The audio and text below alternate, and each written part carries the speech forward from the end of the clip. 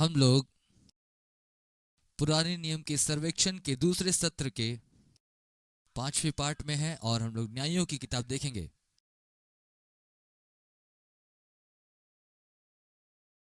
अभी थोड़ी देर पहले हम लोग यहोशू की किताब से होकर के आए, जो कि विजय की किताब है। परंतु अब हम न्यायों की किताब में हैं और यह असफलता की किताब है। यह हमें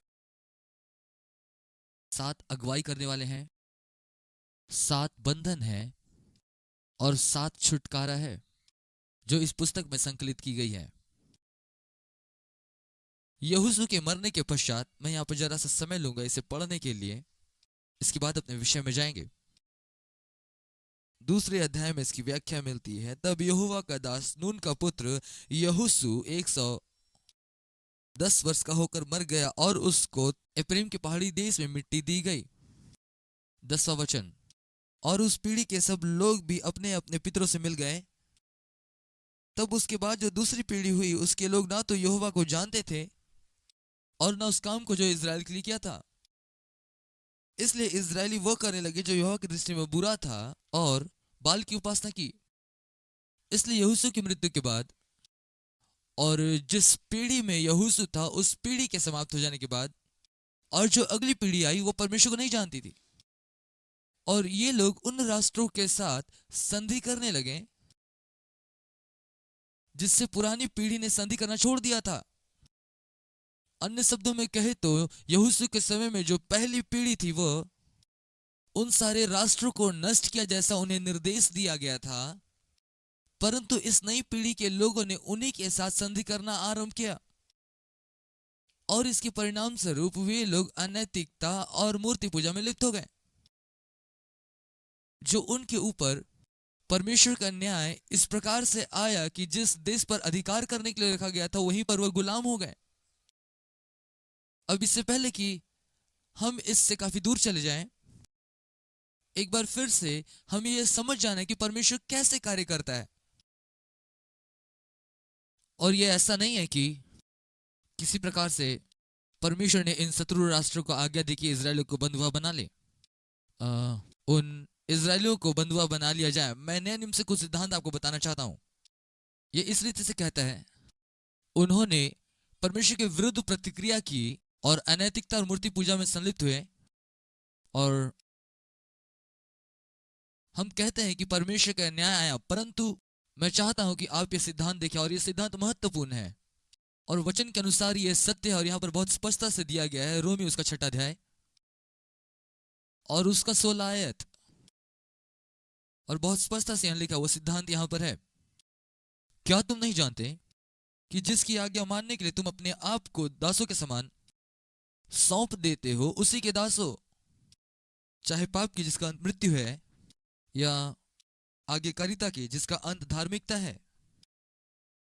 इसको बताने का कारण मुख्य तौर पर यह है कि बहुत से लोगों की शिक्षा परमेश्वर के सार्वभौमिकता पर, गलत विचारधारा पर आधारित है कि सब चीजों पर परमेश्वर का नियंत्रण है। परंतु मूल रूप से हम क्या देख रहे हैं कि परमेश्वर ने पहले ही बता रखा कि यदि वे उन बातों को जो उन्होंने कहा ना करें, अन्य शब्दों में उस दीमक मारने वाले दवा के समान, यदि आप सही रीति से इस्तेमाल करेंगे सही प्रतिफल मिलेगा, यदि निर्देश का पालन नहीं करेंगे तो बुरा परिणाम होगा। इसलिए अब वे लोग गए और उन लोगों से मित्रता करना आरंभ किया जिसे परमेश्वर ने कहा था पूरी रीति से बाहर निकालने को। मुख्य बात यह थी कि उनको नष्ट कर देना था, लेकिन यहाँ पे उनसे संधि कर रहे हैं और वे लोग व्यभिचार में, अनैतिकता, मूर्ति पूजा, इन बातों में लिप्त हो चुके हैं। वे उन देशों के गुलाम बन गए जिनको परमेश्वर ने उन्हें अधिकार करने के लिए दिया था। इसलिए 4 शब्द इस पूरी किताब को सारांशित करता है। पहला है पाप, गुलामी, दुख और छुटकारा, क्योंकि परमेश्वर ने उन्हें कभी नहीं त्यागा। जब कभी वे पश्चाताप किए, परमेश्वर उनके सम्मुख रहे। न्यायों की किताब की एक मुख्य कुंजी वचन, और ये वास्तव में मुख्य वचन है पूरे पुराने नियम में, और वो है न्याय 17 अध्याय 6 वचन। निकालने की जरूरत नहीं, मैं इसे पढ़ूंगा। और वो कुंजी की बात यह है, उन दिनों में इजरायलियों का कोई राजा नहीं था। लोगों को अपनी आंखों में जो ठीक जान पड़ता था वही करता था। अब वचन में इसे हम देखेंगे, ये वक्तव्य बार बार दोहराया गया है। हर बार जब पढ़ते हैं कि मनुष्य की आंखों में जो ठीक जान पड़ता है वही करता है, तो वे समस्या में पड़ते हैं। आप में से कितने लोग जानते हैं यह सिद्धांत आज भी लागू है? जब हम उन कामों को करने लगते हैं जो हमारी दृष्टि में सही है, तब हम समस्या में पड़ते हैं। ऐसा मार्ग है जो मनुष्य को ठीक जान पड़ता है, पर आप में से कितने लोग जानते हैं उसका अंत ठीक नहीं है। तू अपनी समझ का सहारा ना लेना, वरन संपूर्ण मन से यहोवा पर भरोसा रखना, उसी को स्मरण करके सब काम करना, तो तेरे लिए सीधा मार्ग निकालेगा। और हमने परमेश्वर के सकारात्मक निर्देश को पा लिया है। यदि हम इस रीति से करेंगे तो अच्छा प्रतिफल पाएंगे, लेकिन यदि हम अपनी दृष्टि से चले तो प्रतिफल उतना बेहतर नहीं होगा। फिर से एक बार उन 4 शब्दों को देखेंगे, पाप। और जो वे पाप करते हैं, रोमी 6 के अनुसार, वे अन्य राज्यों में जाने की चाहत करते हैं, और इन अन्य राज्यों में वे गुलाम बन जाते हैं, वे उनके दास बन जाते हैं। और जब वे उनके गुलाम बन जाते हैं तो पता है क्या होता है? तब उन्हें खेद होता है, ओहो हमसे भूल हो गई, प्रभु आप कहाँ हैं? और परमेश्वर ने छुड़ाने के लिए हमेशा उनके पास होते थे। यदि यहूदी परंपरा के अनुसार मैं देखूं तो मैं एक ही बात पर पहुंचता हूं कि इस पुस्तक का लेखक कोई और नहीं वरन सामुएल है। उसने ये किताब लिखी, और इस पुस्तक का जो कालक्रम है वो है, यह यहोशू की मृत्यु से आरंभ होता है समूएल नबी के न्याय होने तक। और यहाँ पर एक छोटी सी, और सभी विद्वान लोग इसमें पूर्णतः सहमत नहीं है, लेकिन यह कालक्रम 350 से 450 वर्ष का है। एक बार फिर से इसे आपके सामने रखते हैं। जब आप इस किताब को पढ़ेंगे, ऐसा नहीं कि पहले पद के बाद दूसरा पद घटित हुआ या सिलसिलेवार ढंग से घटित हुआ। यहां जिस घटनाक्रम का जिक्र है वो 300 से 400 वर्ष का है, ठीक है? इसलिए अब हम इस पुस्तक में से होकर गुजरेंगे। पहले अध्याय से लेकर के तीसरे अध्याय के चौथे वचन तक इस बात का जिक्र किया गया है कि यहोशू के मरने के बाद क्या हुआ। मूल रूप से आप यदि इसे पढ़ें, हम लोग पूरा इसे पढ़ने नहीं जा रहे, लेकिन मैं कुछ बातों को पढ़ूंगा इस घड़ी। पहले अध्याय का 28वां वचन, और मुझे यहाँ आपका एक आउटलाइन मिला, अधूरी विजय। परंतु जब इजरायली सामर्थ्य हुए तब उन्होंने कनानियों से बेगारी ली, परंतु उन्हें पूरे रीति से ना निकाला। एफ्रेम ने गेजर में रहने वाली कनानियों को, जुबलून ने वहां के निवासियों को नहीं निकाला, आसेर ने वहां के निवासियों को नहीं निकाला, नप्ताली ने वहां के निवासियों को नहीं निकाला। और जब इसी प्रकार हम पूरे अध्याय से गुजरते हैं तो हम देखते हैं कि जो कुछ परमेश्वर ने उन्हें करने को कहा था, इन्होंने वैसा काम नहीं किया। मैं इसे ऐसा कह सकता हूं, एक अधूरी आज्ञाकारिता। यह पूरी अनाज्ञाकारिता भी नहीं है और पूरी आज्ञाकारिता भी नहीं है। परिणाम स्वरूप यह हुआ कि अन्य देश के लोग वहीं पर बस गए जिससे बाहर निकाल देना था। इसके बाद दूसरे अध्याय में प्रभु का एक दूत दिखाई दिया और कहा, परमेश्वर की ओर से कहा, मैंने तुमको मिस्र से निकाला और उस देश में पहुंचाया जिसकी शपथ तुम्हारे पुरखाओं से खाई थी। और मैंने कहा था, जो वाचा मैंने तुमसे बांधी उसे कभी नहीं तोड़ूंगा। और मैंने तुमसे यह भी कहा था कि इन लोगों से, इस देश के निवासियों से वाचा ना बांधना, तुम उनकी वेदियों को ढा देना। परंतु तुमने मेरी बात नहीं मानी। तुमने ऐसा क्यों किया? इसलिए मैं कहता हूं, मैं उन लोगों को तुम्हारे सामने से ना निकालूंगा और वे तुम्हारे पांजर में कांटे और उनके देवता तुम्हारे लिए फंदा ठहरेंगे। जब यहोवा के दूत ने सारे इस्राएलियों से ये बातें कही, तब लोग चिल्ला चिल्ला करके रोने लगे और उन्होंने उस स्थान का नाम बोकीम रखा, जिसका मतलब होता है रोने वाला। और वहां उन्होंने यहोवा के लिए बलि चढ़ाई। आप सोचेंगे कि ये तो ठीक है, वे माफी मांग रहे हैं, उन्होंने पश्चाताप किया। लेकिन आइए आगे पढ़ें 11 वचन। इसलिए इजरायली वो करने लगे जो यहोवा की दृष्टि में बुरा है, और वे बाल की उपासना करने लगे। वे अपने पूर्वजों के परमेश्वर यहोवा को, जो उन्हें मिस्र देश से निकाल लाया था, त्याग कर पराये देवताओं की, अर्थात आसपास के लोगों के देवताओं की उपासना करने लगे और दंडवत करके यहोवा को रिस दिलाई। वे यहोवा को त्याग कर बाल देवताओं और आस्तुरित की उपासना की। अब यहां पर हम एक तस्वीर देखते हैं, एक प्रकार का क्रम देखते हैं कि कैसे लोग पाप में फंसते चले जा रहे हैं और कैसे अपने शत्रु के गुलाम हो जा रहे हैं, और फिर परमेश्वर की दुहाई दे रहे हैं, माफी मांग रहे हैं। फिर परमेश्वर ने छुड़ाता है, वे वापस लौट करके आते हैं, फिर अन्य देवताओं की उपासना करने लगते हैं। अब यहां पर कुछ है, और अब जानते हैं मैं इन लोगों पर कठोर नहीं होना चाहता, लेकिन वास्तव में मेरे साथ एक कठिन समय रहा ऐसे लोगों को समझने के लिए, जिन लोगों ने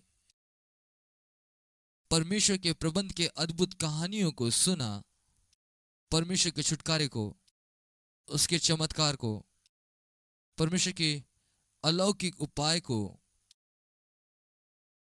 इन कहानियों को सुनने के बाद और परमेश्वर की भलाइयों को अनुभव करने के बाद कैसे वे इतने सरलता से बाल देवता और अस्तुरेत की उपासना कर सकते हैं। और क्या आप जानते हैं, मैंने इन लोगों के ऊपर थोड़ा सा घर काम किया है, इन लोगों के बारे में। और मैं चाहता हूं कि आप इन बातों को सुने जो मैंने चिन्हित किया है।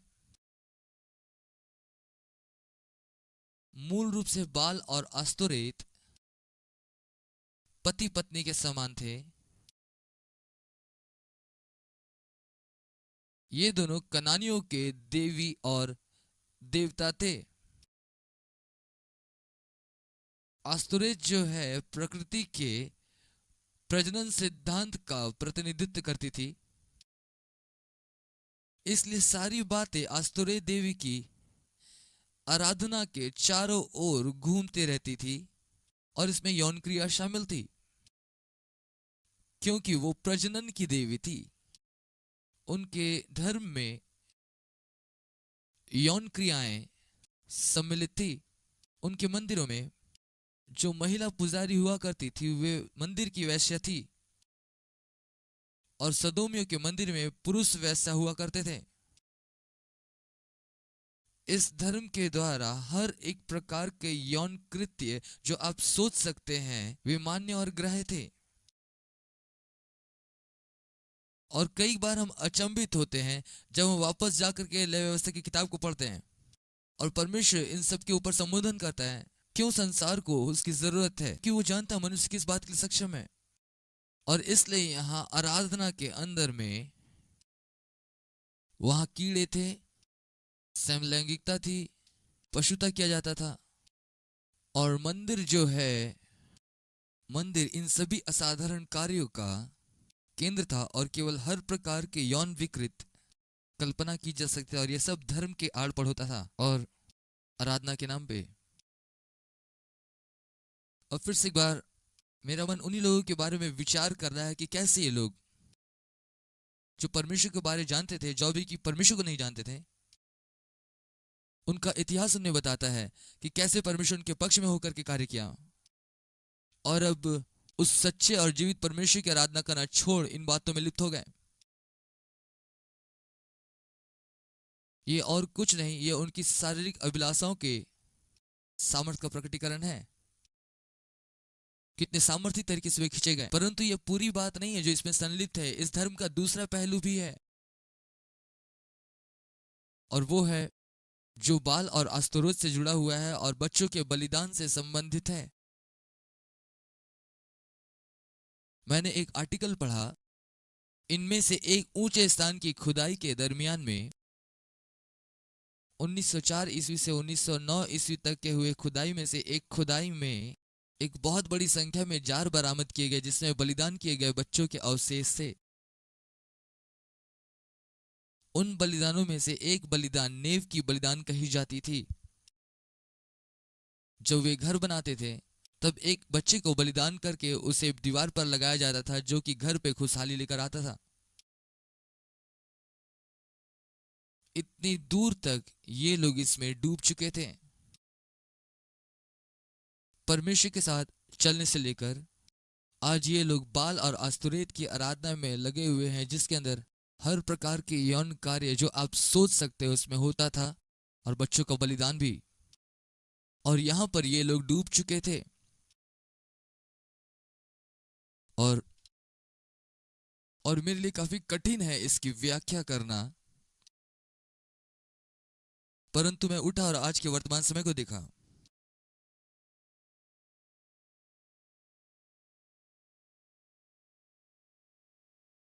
हमारे देश में क्या हो रहा है इस समय में? शायद सबसे बड़ा, यदि कोई पैसे बनाने का धंधा है तो वो पोर्नोग्राफी है। और इस कमरे में कुछ ऐसे पुराने लोग होंगे जो याद करते होंगे, जब हम युवा अवस्था में थे, विशेषकर जितने लड़के हैं, यदि कोई मैगजीन है और उसमें महिला के छाती को दिखाया गया है, हम लोग उसको झांकने का प्रयास करते थे। और हमारे अभिभावक सोचते कि तो बहुत बुरा है। धन्यवाद हो परमेश्वर का कि उसने मेरी आंखों को बचा करके रखा, क्योंकि मैं कंप्यूटर वाला व्यक्ति नहीं हूं। परंतु मुझे बताया गया था, कई बार ऐसा होता, आप चाहो या ना चाहो, आप कंप्यूटर ऑन करते और आपकी आंखों के सामने कुछ ऐसा होता जिसे देखकर आप पूर्ण चकित हो जाते। और फिर कितने सारे सेवकगण सुसमाचार के लिए बुलाए हुए लोगों का पर्दाफाश हुआ जो कि पोर्नोग्राफी के आदी हो चुके थे, और वो भी हर प्रकार के यौन कृत्यों में संलिप्त पाए गए। अभी हाल फिलहाल पिछले सालों में समलैंगिकता का एक रूप प्रकट हुआ। आप माने या न माने, एक प्रचारक थे और वो कहते थे कि बाइबल बताते हैं कि समलैंगिकता पाप है। और हम एक ऐसे दिन और ऐसे समय में जी रहे हैं जहां पर हर दिन इसको अनदेखा और माफ किया जा रहा है। अभी पिछले कुछ सप्ताह में ही समलैंगिक विवाह पर बिल पारित करने की बात कही गई है, और इसको पूरे देश में कानूनी रूप से जायज ठहराने की बात की जा रही है। सभी डिनोमिनेशन की पूर्ण स्थापित कलीसियाएं इन दिनों में होमोसेक्सुअलिटी को माफ कर रही है और ऐसे लोगों को पासवान के रूप में नियुक्त कर रही है सेवा करने के लिए। हमारे यहाँ एक चर्च है, हो सकता है एक से ज्यादा हो, लेकिन एक बहुत प्रसिद्ध चर्च जो कोलोराडो स्प्रिंग में है, बहुत गर्व से कहती है कि वे गे चर्च है। और इस शब्द की वजह से मैं बहुत निराश हूं, जो कि एक समय में अच्छा शब्द था। गे के बारे में कुछ भी नहीं, बस बुरा। उन्हें दुखी बुलाना चाहिए।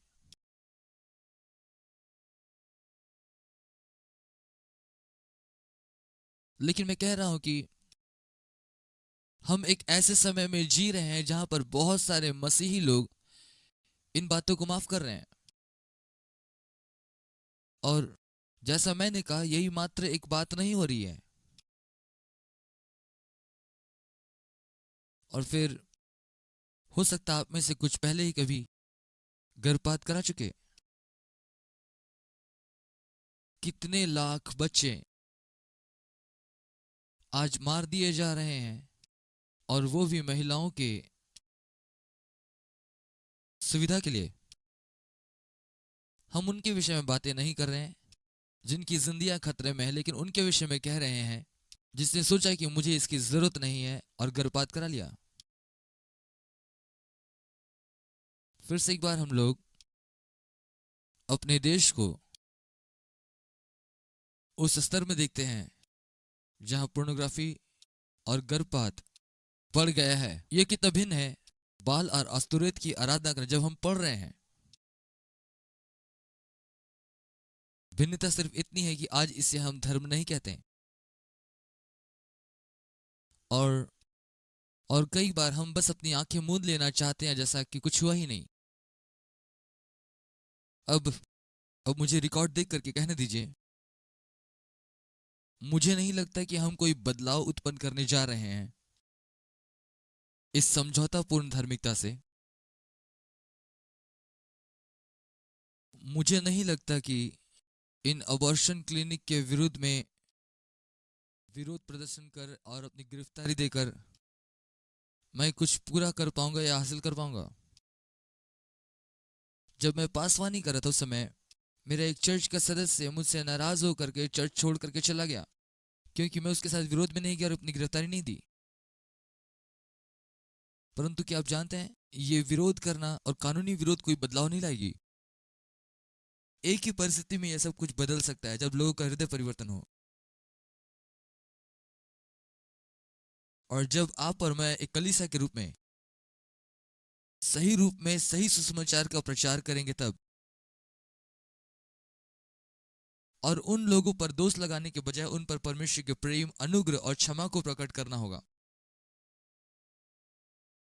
हम निश्चित तौर पर पाप को बंद नहीं कर सकते, ना ही यीशु ने किया, लेकिन वो लोगों से प्रेम के द्वारा और अनुग्रह के द्वारा व्यवहार किया, और हमने परमेश्वर की भलाई को पा लिया जो हमें पश्चाताप करने को प्रेरित करता है।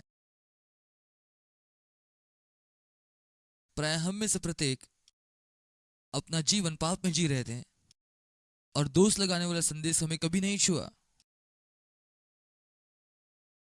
बल्कि और भी बुरा प्रभाव डाला।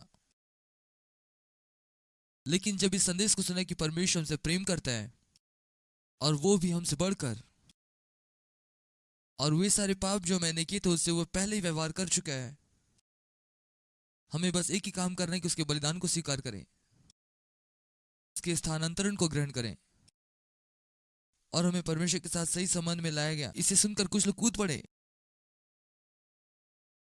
परमेश्वर का धन्यवाद हो कि हम फिर से उसके संदेश को ऊंचे और स्पष्ट शब्दों में सुन पा रहे हैं।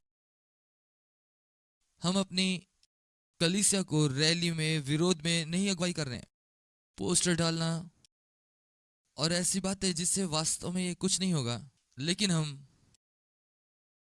लोगों तक पहुंच रहे हैं दोष लगाने वाले संदेशों से नहीं, वरन परमेश्वर के प्रेम से जो जीवन बदलती है, और यही बात पूरे राष्ट्र को बदल सकती है।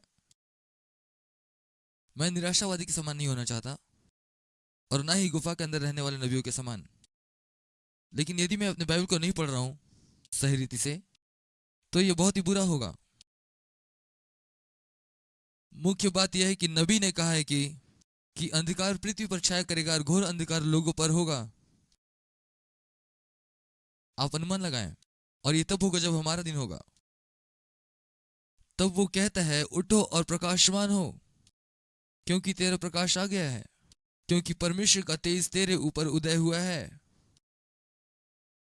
इसका मतलब है कि संसार में जितना ज्यादा अंधकार होगा उतनी तेज हमारी रोशनी फैलेगी।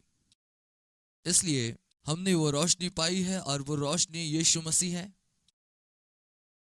वो हमारे अंदर है और हमें ये जिम्मेदारी दी है कि हम उसकी रोशनी को संसार में फैलाएं। मुझे एक संडे स्कूल का गीत याद आ रहा है, एक छोटा दिया यीशु का, मैं इसे चमकने दूंगा, इसे चमकने दो, इसे चमकने दो, इसे चमकने दो। और यही काम करने के लिए परमेश्वर हमें बुला रहा है। हमारी रोशनी और तेजी से चमकेगी,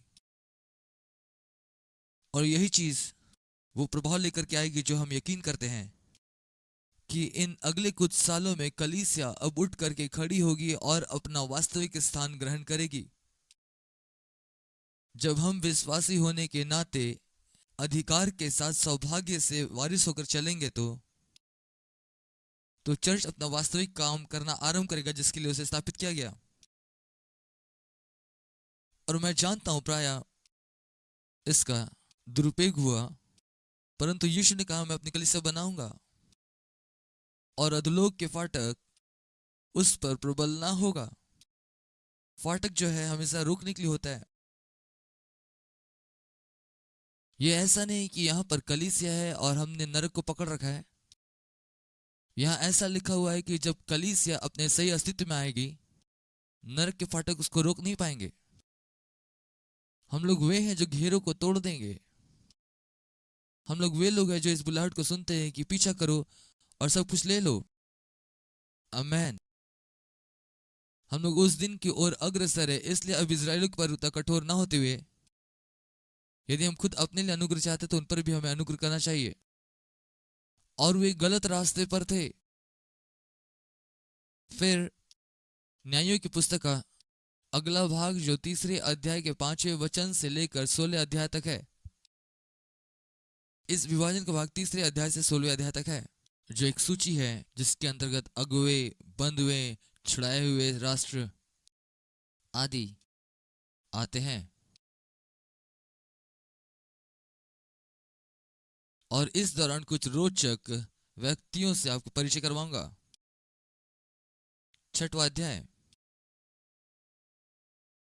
तब इजरायलियों ने यहोवा की दृष्टि में बुरा किया, इसलिए यहोवा ने उन्हें मिद्यानियों के वश में 7 वर्ष कर रखा। और मिद्यानी इजरायलियों पर प्रबल हो गया। मिद्यानियों के डर के मारे इजरायली पहाड़ों के खड्डों, गुफाओं और किलाओं को अपना निवास बना लिया। जब जब इजरायली बीज बोते तब तब मिद्यानी और अमालेकी और पूर्व लोग उनके विरुद्ध चढ़ाई करते, अज्जा तक छावनी डालकर भूमि की उपज को नष्ट कर डालते। और इजरायलियों के लिए ना तो कुछ भोजन वस्तु और ना भेड़ बकरी और ना गाय बैल ना गधा छोड़ते थे, क्योंकि वे अपने पशुओं के लिए और डेरों के लिए चढ़ाई करते थे। और टिड्डियों के दल के समान बहुत आते थे और उनके ऊंट भी अनगिनत हुआ करते थे। और वे देश को उजाड़ने के लिए उसमें आया करते थे। और मिद्यानियों के कारण से इजरायली बड़ी दुर्दशा में पड़ गए। तब इजरायलियों ने यहोवा की दुहाई दी। यह तो उसी झुंड का है जिससे अभी हमने थोड़ी देर पहले पढ़ा था कि वे लोग बाल और अस्तरोत की आराधना में संलिप्त थे, इसलिए उन पर कठिन समय आ पड़ा है। और वो कहते प्रभु तू कहाँ है, तू कहाँ है प्रभु।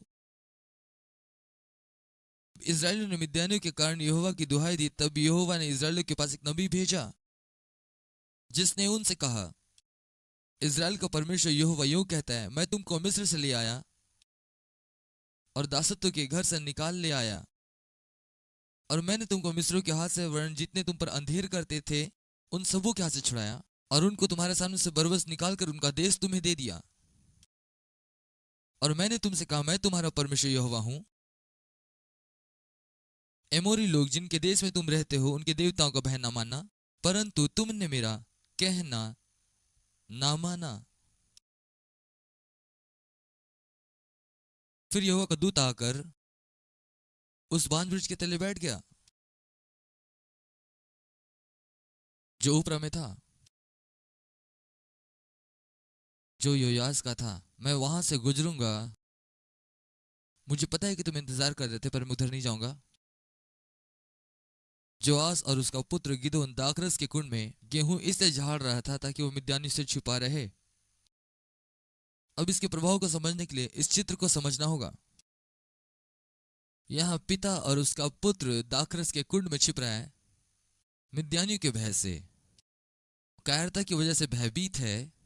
तब प्रभु का एक दूत वहां प्रकट हुआ और उनसे कहता है, हे सूरवीर सूरमा, यहोवा तेरे साथ है।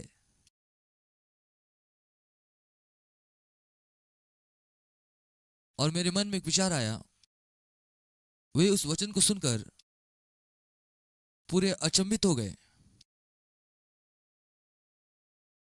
फिर से एक बार मैं 1-2 बार इसका जिक्र किया और शायद आगे बार बार इसका जिक्र करता रहूंगा। आपको और मुझे, हमें अपने आप को देखने का नजरिया बदलना होगा। हमें अब अपने आप को ऐसा देखना है जैसा परमेश्वर हमें देखता है। यहाँ पर परमेश्वर का दूत इस बात की घोषणा करता है कि परमेश्वर क्या देखता है। हे सूरवीर सूरमा, गिदोन ने उससे कहा, हे मेरे प्रभु, विनती सुन, यदि यहोवा हमारे संग होता तो हम पर इतनी विपत्ति क्यों पड़ती।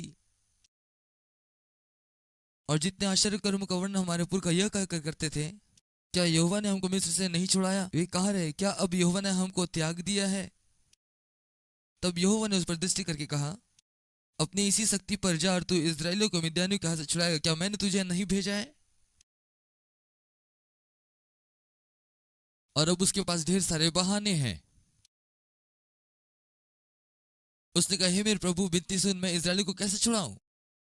देख, मेरा कुल मनस्से में सबसे कंगाल है और अपने घराने में सबसे छोटा हूं।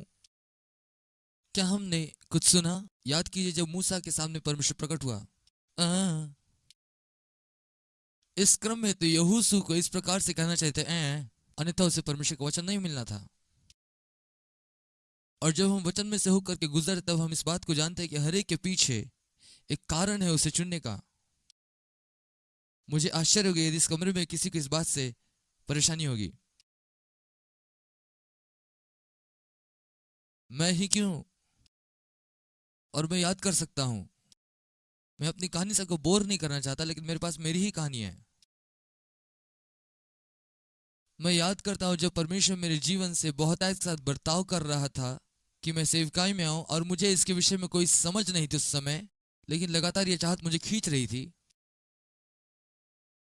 और मैं याद करता हूं, और जिस कलीसिया में मैं जाया करता था उस कलीसिया के पासवान से मैं बहुत ज्यादा मेलजोल नहीं बढ़ाना चाहता था। इसके पीछे कारण यह था कि हर रविवार पास्टर किसी न किसी को अंतिम प्रार्थना करने के लिए बुला लेते थे ताकि वे दरवाजे पर आ सके, ताकि हर किसी से वो हाथ मिला सके। और मैं जानता था यदि वो मुझे जान जाएगा और वो मुझे यदि लगातार देखे तब वो मुझे भी प्रार्थना के लिए बुलाएगा। और मैं आपको बताऊं, ये बात मुझको बहुत डरा देती थी कि मुझको जोर से प्रार्थना करना पड़ेगा। अब शायद कुछ लोग इसमें रिलेट नहीं कर पा रहे मुझे। और मैं चर्च सर्विस में बैठा करता था और उसकी कुछ भी नहीं सुनता था, क्योंकि मैं डरता था कि कहीं मुझे प्रार्थना करने को ना बुला ले। मेरा मतलब, मेरे पसीने छूटने लगते थे, मेरे हाथ पांव कांपने लगते थे।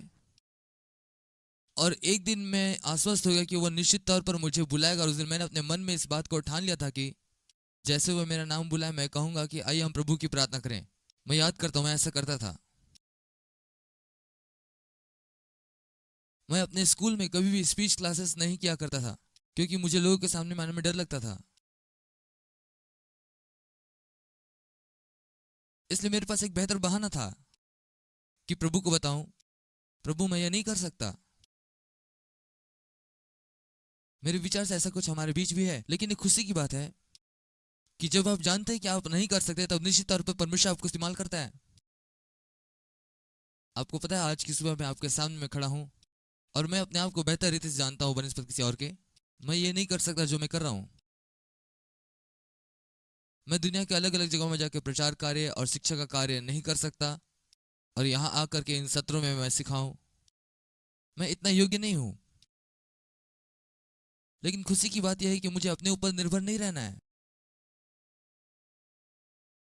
मैं यहाँ पर साल दर साल दर साल दर साल सिखाता रहा, लेकिन आप यदि सारे रिकॉर्ड को सुने, सारे मैसेज मेरे अलग अलग होंगे।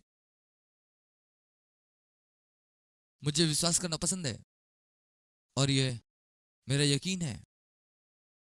मैं पवित्र आत्मा की अगुवाई में चलता हूँ और उससे कहता हूँ जो तू चाहता है कहना, और मैं उसी बिंदु पर जोर देता हूँ जिस बिंदु पर वो मुझे जोर देने को कहता है। और यही कारण है कि हर बार जब मैं सिखाता हूँ वह अलग होता है। मैं आत्मा के प्रति संवेदनशील रहने का प्रयास करता हूँ और और क्लास में उन्हीं बातों से व्यवहार करता हूँ जिसे परमेश्वर कहता है। परंतु यदि वापस अपनी कहानी में आए, गिदोन के पास अपना एक कारण था कि वो क्यों इस्तेमाल ना हो। लेकिन देखिए, परमेश्वर ने उसके हथियारों को हटा लिया। 16 वचन, यहोवा ने उससे कहा, निश्चय मैं तेरे संग रहूंगा। और यही आपको जानना है। बस एक ही बात जानने की आवश्यकता है, यदि परमेश्वर आपको कुछ करने को कहे उसमें वह आपके साथ है। तुम्हारा बुलाने वाला सच्चा है और वो ऐसा ही करेगा। इसलिए, और अब बाकी घटना जानते हैं, पूर्ण आश्वस्त नहीं था। कि ये परमेश्वर है, इसलिए उसने कुछ चिन्ह मांगे। और आपको पता हो, ये पुरानी नियम का तरीका है परमेश्वर से व्यवहार करने का।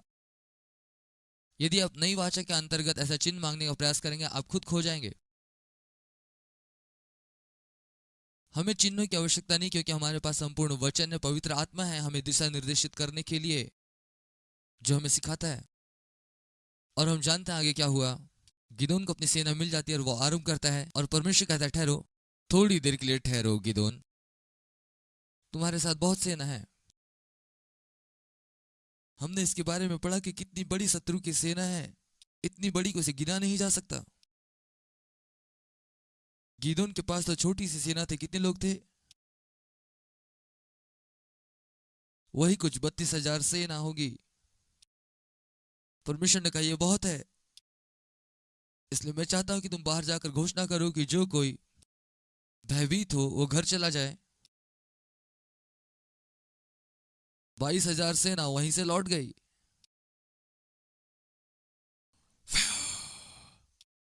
इसलिए अभी भी मेरे पास 10,000 है, कोई बुरा नहीं है। परमेश्वर ने कहा थोड़ा और रुक जाओ गिदोन, 2 पल ठहर जाओ। याद कीजिए किसके विरुद्ध जा रहे हैं। शत्रु की सेना तो इतनी बड़ी है कि उसे गिना नहीं जा सकता। उसके पास तो अभी 10,000 ही है, और परमेश्वर कह रहा है अभी ये बहुत है। और वो कहता है इन्हें पानी पीते समय देखो, 7वें वचन में, और परमेश्वर ने गिदोन से कहा इन 300 के द्वारा मैं तुमको छुड़ाऊंगा और मिद्यानियों को तेरे हाथ में कर दूंगा, और अन्य सब अपने स्थान लौट जाएं। वो 32,000 से 300 में आ गया। अब परमेश्वर कहता है ये सही है। ऐसा करने का कारण ये था कि जब आप लड़े और युद्ध जीत जाए तो आप कहेंगे ये परमेश्वर ने किया, ये हमारा परमेश्वर यहोवा है जिसने जय दी है। और निश्चित तौर पर आप कहानी जानते हैं, उन्होंने जीत हासिल की। वो सूरवीर सूरमा, जब उसने यहोवा की आज्ञा मानी तो मिद्यानियों पर फतह पाई। अब 13वें अध्याय में एक अन्य चरित्र से हमारा परिचय होता है। उसका नाम सिमसोन है, और उसका परिवार जो कि परमेश्वर की सुनता था। परमेश्वर के दूत ने इस बात को कहा था कि इस बच्चे को अलग रखा जाए, यह परमेश्वर के लिए नाज़ीर ठहरेगा, और उसे अलग रखना है। और हम पढ़ते हैं सिमसोन का जन्म हुआ। किस रीति से सिमसोन अनुचित लाभ उठाना शुरू किया, और जब परमेश्वर का आत्मा उस पर उतरता तो वह लोगों को यूं ही साफ कर देता। वो एक सामर्थी योद्धा था। तब उसके बाद हम 16वें अध्याय में देखते हैं, इस दृश्य में एक महिला आती है, और आप सिमसोन और दलीला की कहानी जानते हैं। वो उसके बाल काट लेती है और उसे ठट्टा में उड़ाती है, और लिखा है जब वो उठता है उसे नहीं पता रहता कि परमेश्वर का आत्मा उससे अलग हो चुका है। परंतु हम जानते हैं अंत में वो जीत हासिल करता है।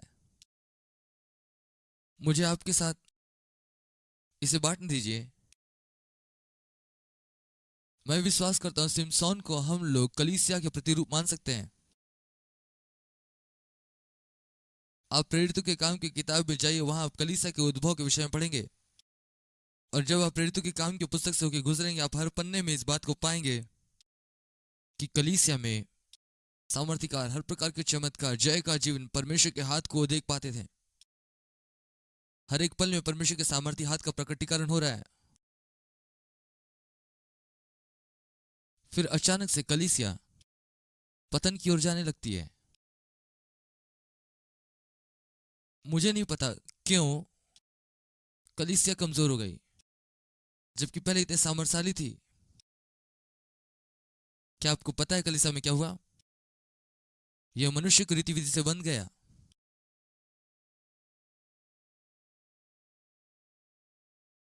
धार्मिक सिद्धांत और विभिन्न रीति विधियों का समावेश होता है। बाल मुंडाया जाने लगा।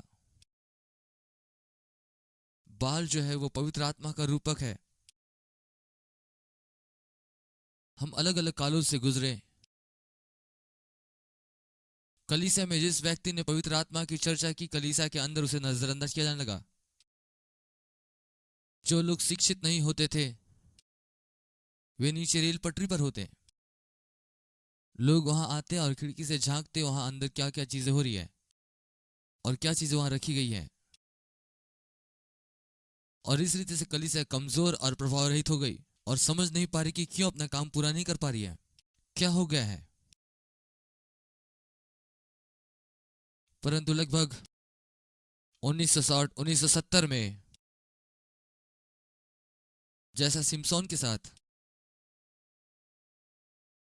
22वें वचन में बाल फिर से बढ़ने लगे। यह मेरी प्रतिज्ञा है।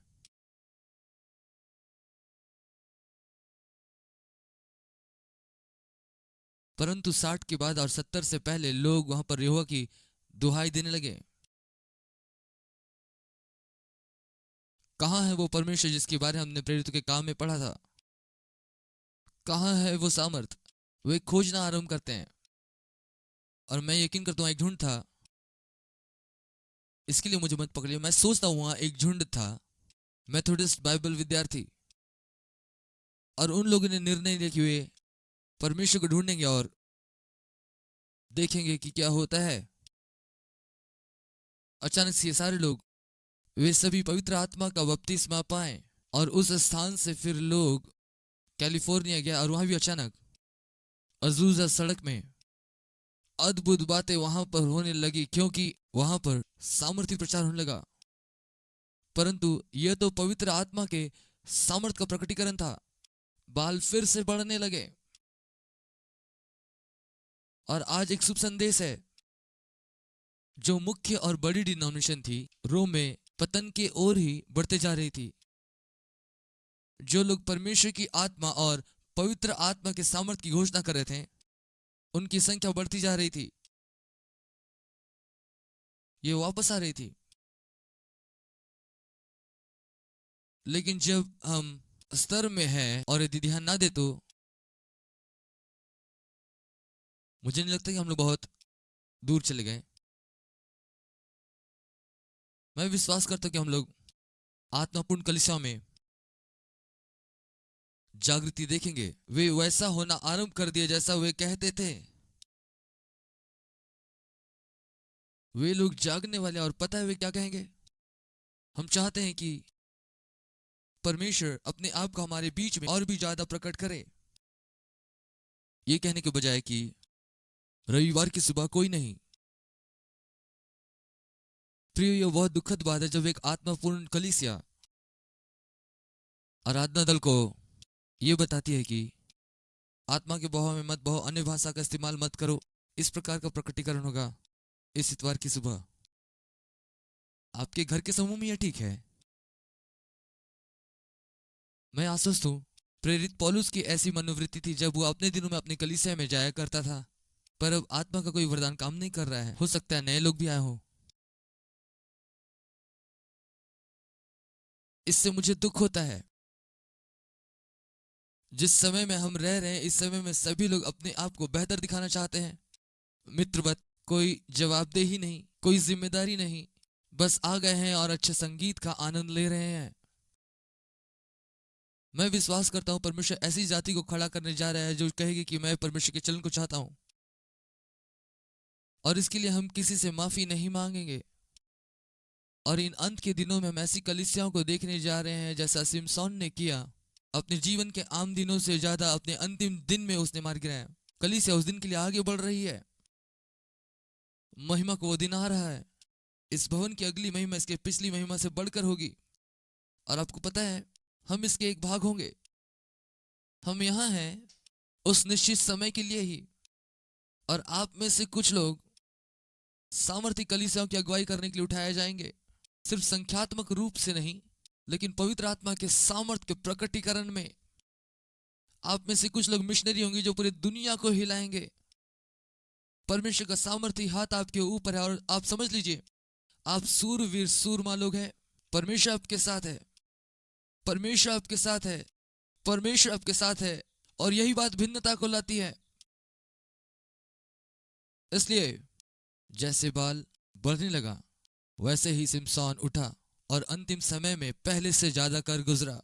फिर 17 अध्याय से 21 अध्याय में ये बताया गया है कि कैसे धार्मिक जीवन में वे परमेश्वर से दूर चले गए हैं।